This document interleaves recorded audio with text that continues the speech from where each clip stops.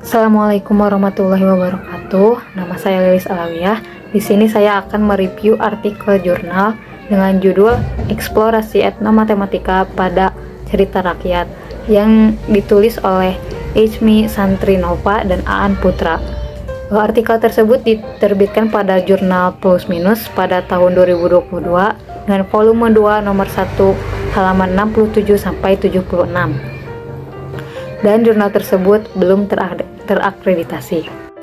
Pada keefektivitasan judul cukup efektif dengan tidak melebihi 15 kata, tepatnya hanya 5 kata termasuk kata penghubung, dan judul tidak mengandung kata singkatan. Yang selanjutnya mengenai abstrak.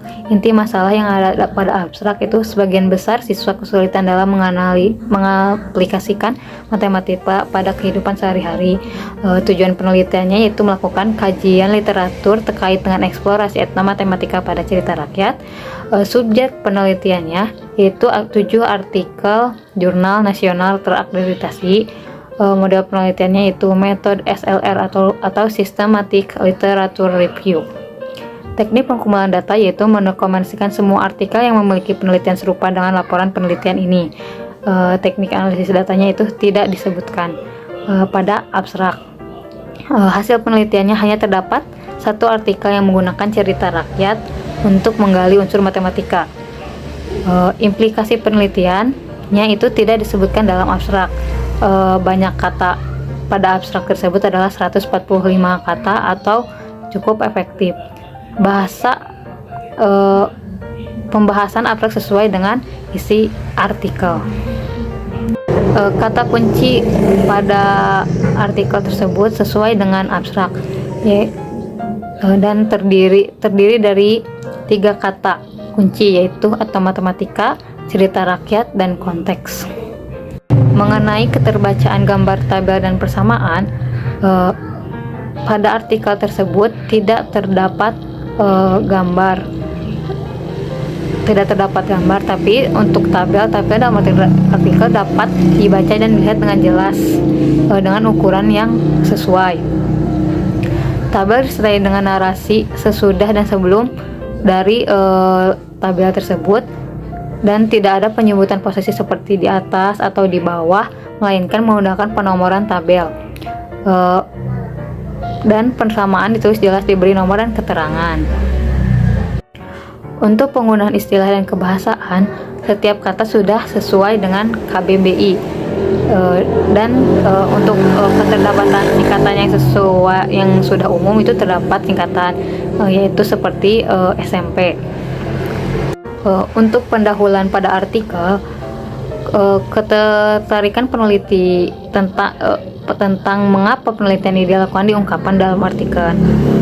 Penelitian mengungkapkan perbandingan kondisi yang ideal dan kondisi yang terjadi saat ini, dan peneliti juga mengungkapkan tentang masalah penelitian. State of the art juga sudah mencukupi pada pendahuluan artikel tersebut, dan gap analisisnya juga diungkapkan dengan jelas. Letak kebaruan pada artikel ini yaitu metode penelitian yang dilakukan, yang umumnya itu menggunakan etnografi. Penelitian ini menggunakan metode penelitian Systematic Literature Review.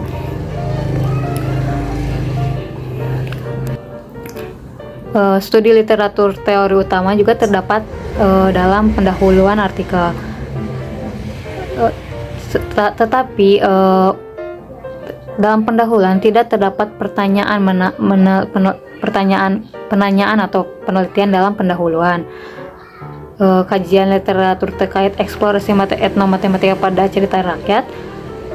Hasil kajian literatur itu diharapkan menjadi tumpuan yang kuat bagi peneliti untuk menerapkan etnomatematika, khususnya pada konten cerita rakyat dalam pembelajaran matematika. Itu adalah tujuan penelitian. Jadi kejelasan tujuan penelitian itu sudah jelas diungkapkan dalam pendahuluan.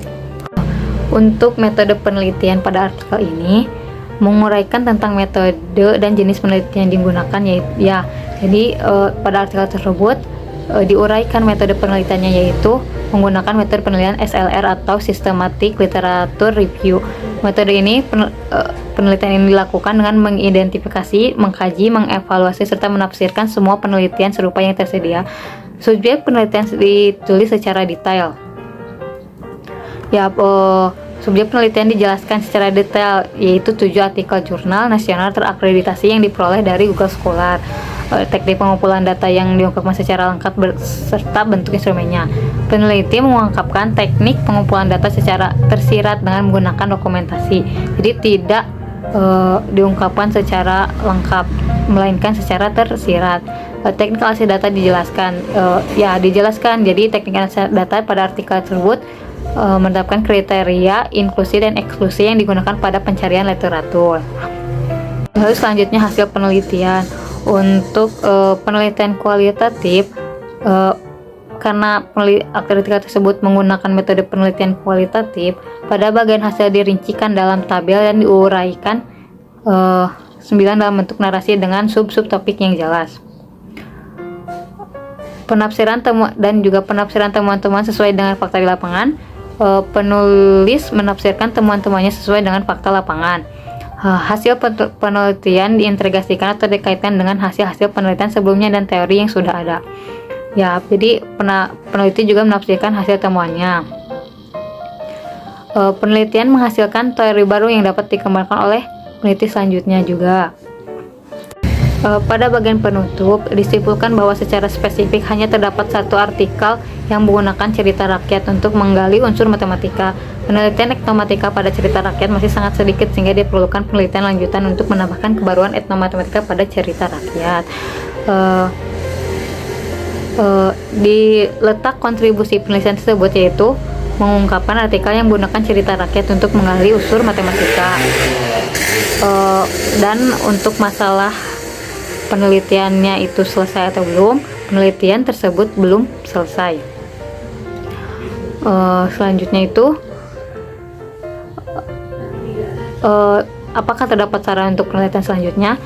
Pada artikel tersebut terdapat saran penelitian selanjutnya untuk diharapkan adanya penelitian lanjutan terkait eksplorasi atau matematika pada cerita rakyat untuk menambahkan kebaruan dan memperbanyak penelitian serupa. Selanjutnya daftar pustaka. Gaya sitasi yang digunakan itu gaya sitasi menggunakan gaya APA. Penulisan daftar pustaka sesuai dengan abjad. Nisbah sumber acuan prima itu terdapat 68,75% dari 32 referensi. Derajat kemuktahirannya yaitu 81,25%. Banyaknya referensinya itu 32 referensi. Selanjutnya itu point of view. Apakah kelebihan dari penelitian ini? Menurut saya kelebihan penelitian ini yaitu artikel memiliki keunikan yang jarang diteliti. Untuk kelemahan dari penelitian, menurut saya artikel tidak memiliki kejelasan tujuan penelitian dan hasil, tentunya tidak diungkapkan secara jelas. Juga saya merasa bahwa judul dengan isi penelitian itu tidak terlalu sesuai. Saat saya membaca judul artikel, saya tidak menyangka bahwa isinya akan seperti ini.